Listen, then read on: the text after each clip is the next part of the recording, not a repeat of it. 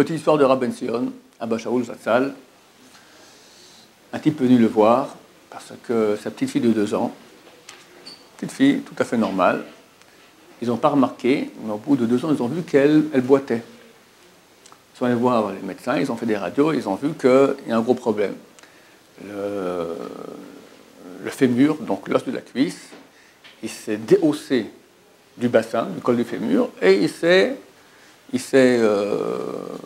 accroché quelque part d'autre. Et le trou dans le bassin, le col du fémur dans lequel le fémur doit être vissé, il s'est bouché. Si l'infirmière Tipatra ici en Israël, je ne sais pas comment on appelle ça en France, c'est l'endroit où on suit les petits-enfants, elle aurait vu ça, alors on aurait pu rapidement régler le problème. Et là, déjà 2 heures sont passées.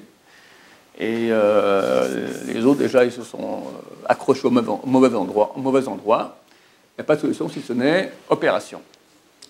Et c'est pas simple. C'est même pas certain qu'après l'opération, elle pourra marcher normalement. Il se peut qu'elle va boiter toute sa vie. En 2 mots, terrible. Ils vont voir le Rabben Sion, les parents, qui les calment. Écoutez, c'est pas certain qu'il faut une opération. Il y a un grand professeur, celui le plus grand spécialiste. Je sais qu'il peut arriver à faire les choses sans opération. Allez le voir. Ils vont le voir. Ça lui dit, opération. Il dit, vous êtes certain? Écoute, mon cher ami, il faut d'abord tirer le pied vers le bas. Donc on va mettre des sacs de sable comme ça pendant quelques semaines pour sortir de l'endroit qui est mal vissé. Puis après, il faut creuser l'endroit qui est le trou normal, le col fémur qui est bouché. Il faut le creuser et mettre dedans l'os. On peut faire ça avec les mains comme ça. C'est une opération. Il dit, c'est sans appel. Que je te dise. Quel pourcentage vous donnez? Écoute, il y a 1 chance sur 100 qu'on puisse faire ça sans opération. En 2 mots, terrible. Alors le Rabben Sion, il est tout heureux. Quoi? Une chance sur 100 qu'on peut... Fantastique! C'est écrit dans la Gemara, et c'est dans le Midrash, c'est marqué là-bas, c'est marqué que la prière peut régler la moitié du problème.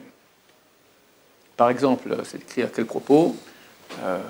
Lorsque Aaron il a aidé la Réva à faire le veau d'or, alors Dieu a décidé qu'il tuerait tous les enfants de Aaron, 4. Et Moshe et Aaron ont prié, et le décret a été coupé de moitié. Que 2 enfants ont dû mourir, mais 2 ont été sauvés grâce à la prière. Donc on voit que la prière peut arriver jusqu'à la moitié. Donc la prière fait moitié-moitié, plus encore 1% du médecin, on a majorité, c'est gagné. Bon, les parents pas très rassurés par ça. Bon, ils amènent la fille à l'hôpital.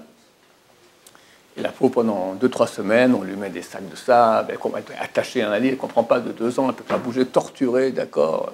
Les parents essaient de la calmer, elle ne comprend pas, elle crie. On voit d'autres enfants dans le même cas, avec eux, c'est encore beaucoup plus simple, ils n'ont que 4-5 mois, ça fait déjà 2 ans, déjà, ils ont fait plusieurs opérations, ils ne sont pas encore sortis d'affaires. Au premier moment de l'opération arrive, on prend la petite fille, ils l'endorment, il faut rentrer dans un champ d'opération, et c'était donc à l'université ici, à Dassa, donc c'est un hôpital universitaire, donc le professeur explique aux élèves comment on va faire. On va tirer encore un peu maintenant la jambe, la sortir de l'endroit où elle est mal vissée, puis on va creuser, et hop, entrer comme ça. Et il fait ça, et tout qu'on entend, clic, il clique, il bouge la jambe, il voit, tiens, ça tourne comme il faut, tout ça, il se met là, il va dire, extraordinaire, ça marche. Ils ont attaché les pieds ensemble pour pas que ça revienne dans la mauvaise position, et il annonce aux parents, je ne sais pas comment ça se fait, ça va, sans opération, ça s'est remis dedans. On va à Rabben Sion, tout heureux, les parents, vous avez dit quoi, 51%, c'est bon. La puissance de la prière. Et ça, je m'adresse à nous tous.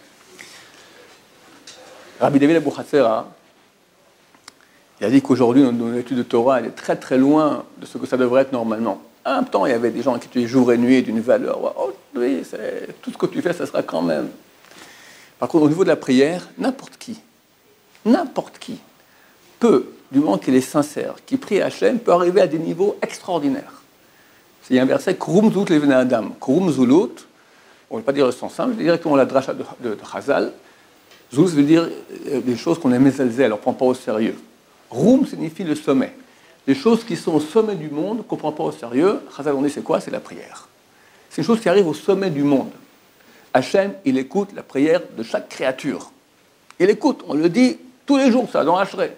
Les Chol Asher Yikraou Behem, tous ceux qui l'écoutent, tous ceux qui l'appellent, vraiment, il faut être sincère.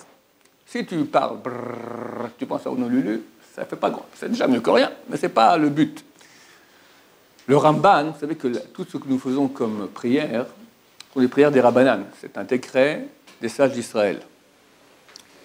Il y a une marloquette, une divergence d'opinion entre le Ramban Maïmonide et le Ramban Nachmanide. D'après Maïmonide, la prière de la Torah, le ministère de la Torah, c'est dire la louange de Dieu, une demande et remercier. Donc, tu dis, Dieu, t'es extraordinaire, aide-moi, merci, tu as fait la mitzvah de Horaïta de prière.